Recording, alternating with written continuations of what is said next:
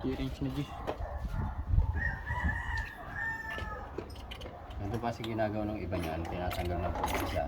Tapos kung sa magdamag, para hindi po siya mag-play. Hindi ba po yung T-range na G? Eh baka mapag kinabit, di na umanda. Ay, hindi po. Pahala na po yung boss. Hindi mo pinakagalaan yun.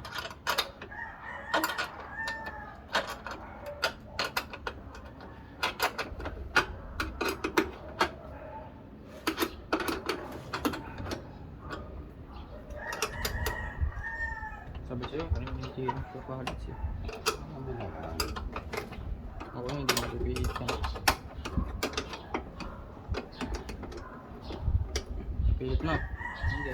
Mamaya, ano mag-iit na? Bigyan ko yung baris. Kumain.